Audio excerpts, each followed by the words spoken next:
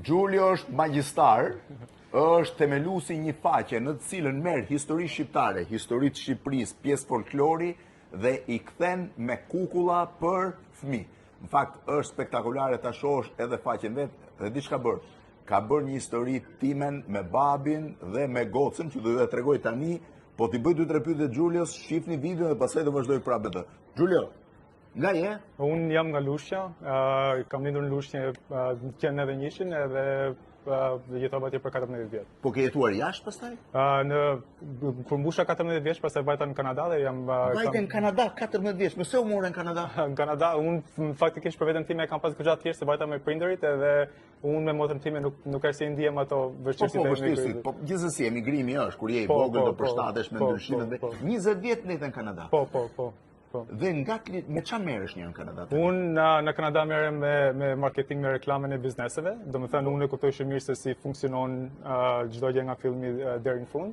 Edhe tani që jam bërë edhe baba edhe dajo, vura re që shumë kukulla dhe shumë programe shqiptare nuk kanë lidhje fare bëj me Shqipërinë edhe vendosa të gjej një mënyrë për të mësuar historinë shqiptare të vegjël. Ti do që besës më the, nipit dhe vajzës ti mësosh historinë e Shqipërisë. Po. Nipi është Angelo, që është karakteri i videove, edhe goca është Evi, që gjithashtu është karakteri i videove. Dhe ti vure në punë inteligjencë artificiale. Po. Për t'i prodhuar. Këto video, tani, para se t'ju them këto video, shifeni pak këtë video që më ka bërë mua Gjulio, se sa interesante është. Ka bërë babajin tim dhe vajzen. Ndiqeni një video dhe kthehem prapë. Babi, sot dalim? Patjetër. Sot kemi një mision. Edhe babai yt ka vrapuar nëpër këto rrugë. Vërtet? Mos i besot gjitha çfarë thot gjyshi. Përshëndetje. Sot ndodhemi në një nga vendet më interesante. Babi, pra po filmon? Vetëm pak. Këtu, pas meje, kemi një dëshmitar të rëndësishëm. Unë jam dëshmitari? Po, ti ke informacionin më të mirë. Ma jep mua tani. Sot kemi ardhur këtu me Blendin, i cili nuk pushon së filmuari. Këtu luante babai yt kur ishte i vogël. Babi, ti ke qenë këtu? Shumë herë, kur isha i vogël. Edhe ti ke qenë fëmijë? Një herë e një kohë. Babi!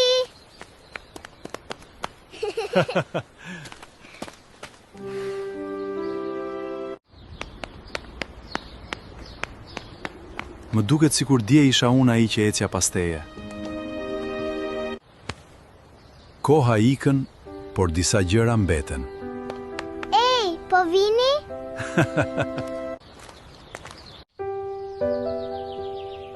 Tani e kupton sa shpejt kalon koha? Babi, mos u bëj serioz. Po bëhem gati për foto.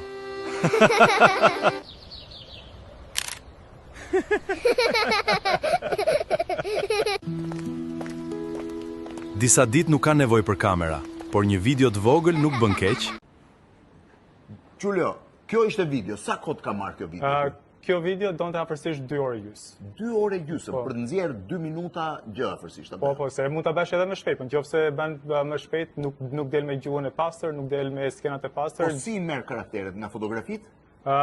Karakteret mund merren ose nga fotografitë dhe pastaj thjesht ndërton karakterin në fillim, pastaj ndërton skenën, pastaj shkruan ata ngjarjen që ke për treguar, edhe pastaj ndërton një nga një skenë në skenë që të rrjedhë nga fillimi deri në fund. Dhe këto ti ndërton dhe i bën gati pastaj për t'i postuar edhe në rrjetet sociale dhe në YouTube. Po. Po shumë interesante. Ja, ndërkohë që Gjulio është duke folur, duhet marrë celularin t'ju tregoj se sa e bukur është. Këtu mund ta shihni, ju ke pat vetë në fakt, po faqja është fantastike. Gjulio. Po. Do të thënë ti e ke ndërtuar për historitë ja ku është. Kukulla personale, shifeni. Faqja i ka të gjitha historitë që janë me nga një karakter. Në cilin qytet duhet shkojmë sonte? Qyteti me më shumë pëlqime do jetë i Radhës. Ka vetëm një kusht. Shkojmë vetëm në trojet shqiptare. Mos na çonin në Gjermani. Do të thënë ti merr histori shqiptare që lidhen me folklorin, me rrëfimet, me prallat dhe i kthen apo i shkruan vetë tekstet? I shkruaj vetë tekstet, i shkruaj sepse gjëja e parë një për të bërë një video 3 minutë është shumë e vështirë sepse duhet gjesh pikat më kryesore të historisë, që ta tregosh historinë tamam, edhe gjithashtu duhet të mendoj gjithmonë në një mënyrë se si të mbaj përqendrimin e fëmijëve, sepse këto po bëjnë për fëmijët, kështu Pra që ti bënde një analizë psikologjike për të parë se si normal. fëmia mund mbetet i përqendruar tek historia, apo jo? Po. Ndërkohë që po shoh që ti ke afërsisht 42.000 ndjekës. Janë fëmijë apo janë adoleshent? Gjysmë për gjysmë. Kryesisht i shohim nga prindrit, besoj. Po. Dhe cila është ideja? Do të bësh vetëm histori që shkruan vetë apo dhe historinë e Shqipërisë? Historitë janë të tëra historitë e Shqipërisë, por domethënë qëllimi është që të mësoj kemi mënyrë për të mësuar shqip, jo vetëm Kjo është perfekte edhe për emigrantët, besoj për fëmijët e emigrantëve. Pjesa më e madhe e njerëzve që dërgojnë mesazh janë emigrantët që thonë faleminderit shumë fëmia ime po shohin këto videot, jo vetëm po mëson shqip, po mëson edhe historinë e Shqipërisë. Dhe në fakt, gjëja që është kryesore është që kjo faqe nuk ka asnjë lloj fyerje, asnjë lloj banaliteti, asnjë lloj prej historive të sikletshme që gjen nëpër faqet shqiptare, është e gjitha perfekte. Shife. Ja, historia e Shqipërisë. Po ju të dy, si jeni takuar? Të tregoj unë. Ishim në shkollë të lartë, në Tiranë, në të njëjtën degë. Dhe unë e vura re me njëherë. Dhe është e gjitha e ndërtuar me ai. Ku po shkon ai? Unë kam disa kohë që kanë filluar të bëj këto videot edhe ndryshimi që kanë Sa ndodhur. kohë që e ke nisur? Këta faqe? Po. Kjo faqe është vetëm 5 javëshe.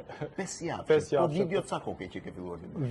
Këto videot se kam bërë më përpara me një stil tjetër, afërsisht tek 1 vit e gjysmë 2 vjet, sepse këto Dhe në video 2 vjet ka ndryshuar ai komplet, ëh? në 6 muaj ka ndryshuar komplet. Në 6 muaj? 6 muaj. Ndryshimi që ka ndodhur vetëm këto 6 muaj të fundit është e pakrahasueshme.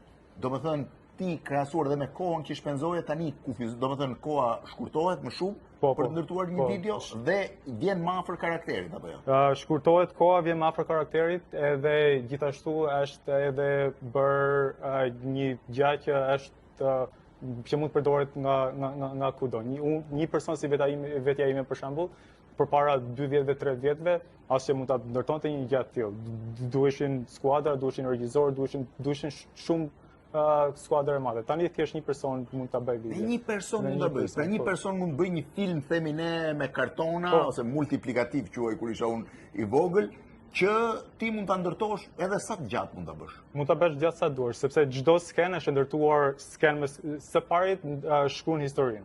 Po. Ti historinë e vendos vetë, do ta bësh 2 minuta, 3 minuta, 1 orë, 2 orë, edhe pastaj e bën sken me sken që të jetë çdo gjë e lidhur. Domethënë ti mund ta bësh, po nëse do ta bësh 24 orë, mund ta bësh 24 orë. 24 orë mund të jetë komplet e vazhdueshme. Kush është gjëja që ke më në kokë tani, më për qejf për të bërë? Daljen me pushime, sepse po vejmë në tërë qytetet e Shqipërisë edhe njerëzit në komente shkruajnë të lutem nxjerr Shko në qyteti im. Hajde je fuj. Shqiptarët kanë rallë shkosh te qyteti. Po historinë e qyteteve shqiptare nga e mëson apo lexon për to? Unë kam për shkollën këtu në Lushnjë, edhe domethënë i mbaj mend sa gjëra, por normale që se mbaj mend tëra, edhe përpara se të bëj skenën, vetë i lexoj edhe prapë në fillim, pastaj gjej pikat. Po ndërkohë dhe qytetet i merren nga fotografitë apo nga video? Gjysmë për gjysmë, varet çfarë qytet jash, për shembull një qytet si Tirana ka shumë se çdo gjë është në bazë të danave sa informacione ka një qytet online. Një vend si Tirana ka shumë informacione dhe është më e thjeshtë për ta bërë, ndërsa nëse zgjedh një qytet që është më pak i njohur, duhet bësh më shumë kërkesa që duhet kërkosh më shumë. Po. 20 vjet në Kanada dhe prap erdhe po merresh me çështjet e Shqipërisë. Je i kënaqur me faqen? Po, shumë i kënaqur, po. Ka ndërtuar një faqe në të cilën gjen historinë e Shqipërisë, historinë e qyteteve shqiptare.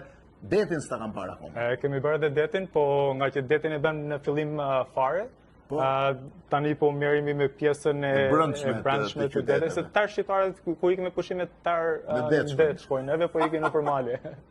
Në fakt i ka fantastike thash.